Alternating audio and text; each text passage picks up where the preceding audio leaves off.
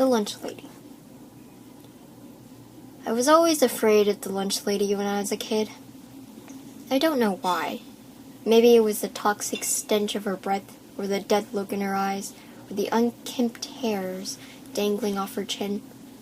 No matter what reason it was, my palms grew sweaty and my heart pounded every time I passed her in the lunch line. I never felt quite at ease when I had left the cafeteria, and even then, I still was worried I would catch sight of her in the hallway between classes. One day, I got into a fight with another kid named Jeremy, and we both received detention. It was his fault, really. I had been passing him in the hall when he quickly stuck out his foot in front of mine and sent me sprawling to the ground, all my books flying through the air. Samantha, the girl I had a crush on, happened to be standing in the hallway when it happened, and she joined everyone in laughing and pointing at me.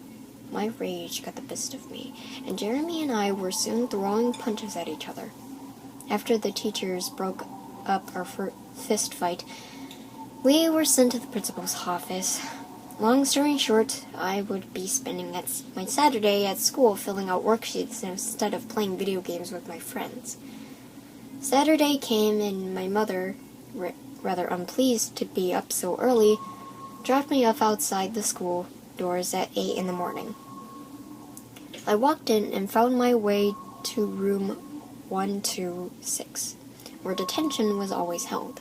Jeremy was already there sitting at a desk, along with 2 other kids. One of them was Nick, the dumb ape who was the quarterback of our football team. The other was a quiet girl in glasses. I found myself a seat at a comfortable distance from everyone else. No one spoke a word. The only sound in the room was a deafening tick of the clock. I quickly grew bored after a few minutes, so I spun around my chair and faced Jeremy. "Do you know who's running detention today?" "Kowalski, I think." "Miss Kowalski?" I repeated, gulping. But Jeremy didn't have to affirm it. Immediately, the all-too-familiar odor of her breath filled my nostrils, and the hairs on the back of my neck stood straight up. I slowly turned around, and then walked the lunch lady with a pile of worksheets under her arm.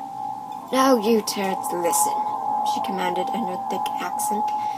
I really didn't want to be here today, so I don't want any trouble. I'm going to pass out these worksheets, and you all aren't going to make a peep. Understand?" We all nodded our heads. Good.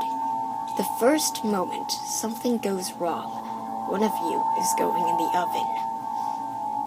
She then laughed heartily and left us alone in the room.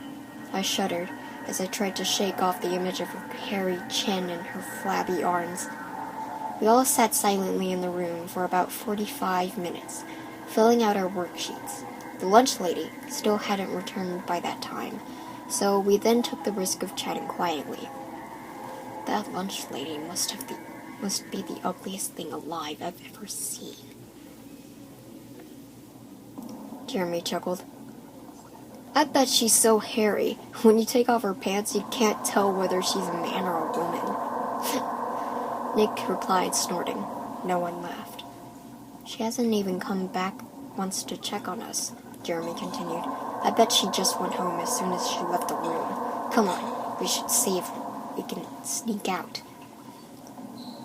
He had just stood up from his desk, and when we all heard the sound of grinding metal and hissing steam coming from somewhere in the building, everyone froze. I had easily recognized the sound. "That came from the cafeteria," I said. "Someone is starting up the ovens." "Why the hell would someone turn on the ovens?" Nick asked. "It must be Kowalski," Jeremy said. "Maybe she got hungry. Maybe she's getting the ovens ready so she can cook one of us up." "And you'd be the first person she threw in," I replied, playing along. But in reality, I was rather unnerved. Why would she start up the ovens right now?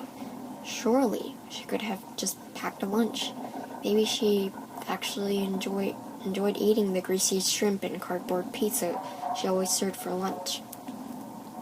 We tried to go back to our work, but at this point it was impossible to try and concentrate again, even for the quiet girl. We finally decided that we should send one person outside the room to check if the coast was clear. Jeremy tore up one of his worksheets into 4 pieces and then wrote one of our names on each. Then he shuffled the names in his hand and turned to Nick. Pick one. Nick took one of the pieces from Jeremy's hand and flipped it over. Ashley, he read. The quiet girl's face froze over with fear. Oh, come on, guys, don't make her do it, I said. Then you go, Jeremy replied. No way, I answered. It was your idea, you should go. Shut up already, you pussies, Nick interrupted. I'll go. He left the room and disappeared down the hall, and we all gathered at the doorway, waiting for him to return. A few silent minutes passed. The suspense grew unbearable. I was about to tell the others that we should go back in the room when Nick reappeared at the end of the hallway, glanced over his shoulder, and motioned for us to come to him. I quietly shut the door, and we all tiptoed down the hallway, looking all about us. We finally reached Nick. I circled this whole part of the building, he whispered to us. She's nowhere in sight. If we're quiet, I think we can make it to the front door without being noticed. Let's do it, said Jeremy. He took the lead, and the rest of us followed. We slowly made our way through the building, staying close to the walls and listening closely for our approaching footsteps. The noise of the kitchen equipment was still traveling through the halls. We finally reached the front doors. Let's get out of here, Jeremy said. He pulled the door handle. The door wouldn't budge more than half an inch. We kept pulling on all the doors, but they were stuck. What the hell? It's changed. It's chained, whispered Ashley. Let me try. Nick stepped up and grabbed the door handle, wrenching it back and forth furiously until the noise filled the hallway. You idiot! I cried through clenched teeth, dragging the oaf away from the door. What do you think you're doing? We all paused in silence, listening to see if she was coming. Surely enough, after a few moments, we could hear, faintly, her footsteps coming down the hall. She was approaching swiftly. Run! I cried. We all took off in different directions. Nick and the quiet girl headed left, while Jeremy and I went right. As we turned around the corner, we could hear Ashley scream and the lunch lady shout, I've gotcha! But we didn't bother to look back. This way! Jeremy called to me. I followed him as he turned down a smaller hallway, then came to a classroom.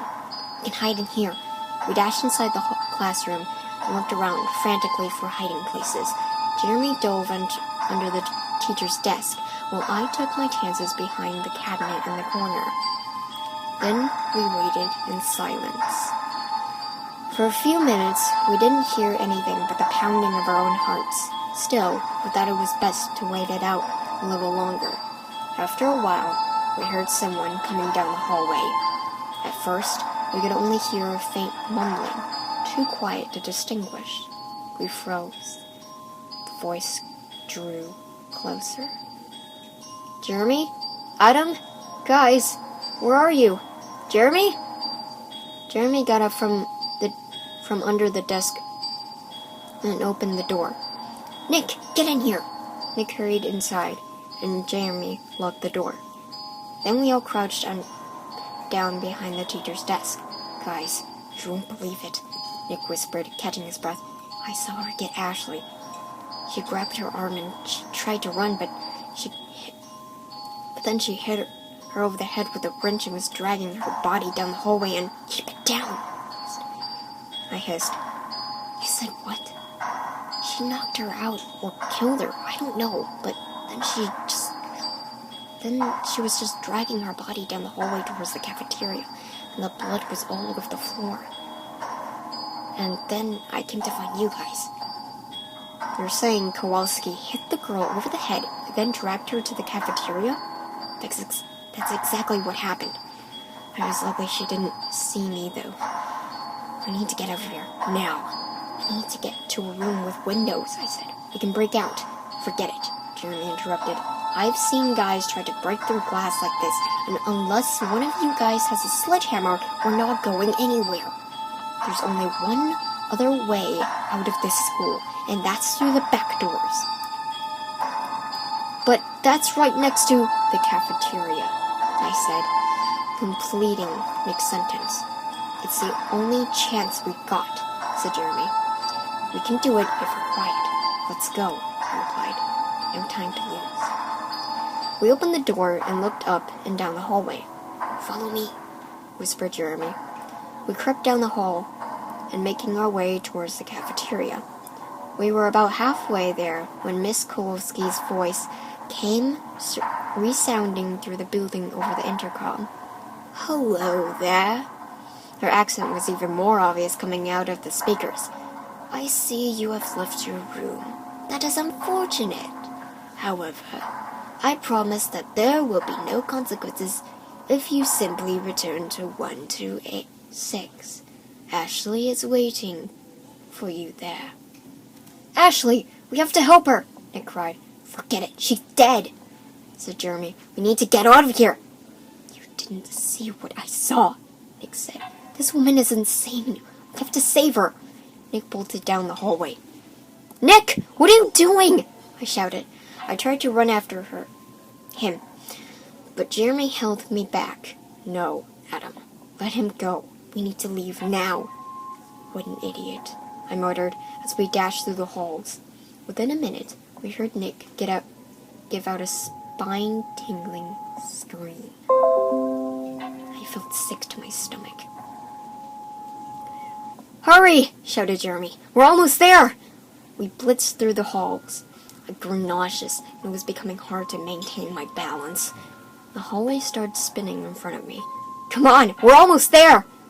I pushed on, wanting to vomit with each step I took. Then we took a corner, and there it was, the back entrance. We made it! Cried Jeremy. Let's get out of here! We were going so fast, we nearly ran right into the doors. I was about to hurl. Jeremy pulled on the door handles. Oh, God. No. No. They were chained. We were trapped. I collapsed onto the floor, exhausted. No. No. God, no! Jeremy screamed as he continued to yank back and forth on the door handles. Meanwhile, I laid on the cold floor, looking down the hallway. The cool linoleum felt good against my burning cheek. My stomach was still churning. And then, out of the corner of my eye, I saw a pair of black boots appear at the end of the hallway. I looked up. She had arrived. Jeremy was now wildly throwing himself against the doors. The lunch lady slowly approached step by step, using a bloody wrench in her hand. It was too late. It was all over. I closed my eyes as the lunch lady passed over me and brought down her wrench upon Jeremy's head. He cried out in pain. She hit him again. His blood spewed all over the walls and ran to the floor. She kept hitting him over and over again. I vomited. Then everything went black. I opened my eyes. The brightness of the fluorescent lights made it hard to see at first. After a minute, my eyes adjusted. I saw that I was in the middle of the cafeteria. I looked down. I was tied to a chair. I squirmed around for a few seconds, but the rope was strong and I could hardly move at all. Sighing, I gave up and examined my surroundings. No one else was in sight. Chairs and tables were set out in the usual fashion. I could hear the kitchen equipment still running in the back. Away, Gay, her voice called out. I bent my head back and saw out of the corner of my eye the lunch lady was preparing a meal in the open kitchen. Give me another minute. Lunch is almost ready. I squirmed around a little more, but the ropes were as tight as ever. I then sat still, patiently waiting. After a minute or two, the lunch lady came out. She was carrying a plate covered with a napkin. Did you have a nice nap? She asked me with that disgusting accent. I remained silent. She set the plate on the nearby table. You know, I could have killed you too, but out of the goodness of my heart, I decided to spare you. And on top of that, I have even cooked you a delicious meal. I remained silent. So what? I get no thank you? Is this how I am treated for feeding you? Is this how I am repaid for sweating away in a hot, dirty kitchen all day? She paused. You know, I've worked this job for 19 years, and you turds are all the same. You come in line, you take your food, and you walk away, and no thank you. You say, ew, she is smelly and weird. Forget that she cooks us delicious lunch. Well, that is over now. No more! I still remained silent. Then the lunch lady came behind me and pushed my chair to the table, right where the plate sat. I did not want to see what was on that plate. She unbowed my arms so that I could only move them from the elbow up. Then, she set a fork on the table next to the plate. I have made you a delicious lunch. You will eat now. She pulled off the napkin. I gagged. I had to turn away. Sitting in the middle of the plate was an enormous sausage, surrounded by cooked fingers, toes, eyes, and ears. You eat, she commanded. No, I can't do it. I was growing sick again. You eat, or I hit, she said to me, holding up the wrench. I looked at the plate again, and I nearly vomited. I can't do it. I can't do it. She brought the wrench down upon my head. I screamed in agony. Eat, she commanded. I picked up the fork and my head pounded with pain. Tears ran down my face as I cut off a bit of the sausage and stuffed it in my mouth. I chewed it and swallowed it down. Good. Finish it all. I shook my head, sobbing. She brought down the wrench on my head again. I cried out in pain. Eat! She shouted. I took another bite and another, blinded by my own tears. Whenever I paused, she would raise the wrench again, and I would keep eating. It took all my strength to keep it down in my stomach. When I finally had swallowed down the last bite, she took the plate. Very good. I am glad you enjoyed it. Now that you have had your lunch, I will have mine. I looked upward as she raised the wrench in the air one last time, and I closed my eyes.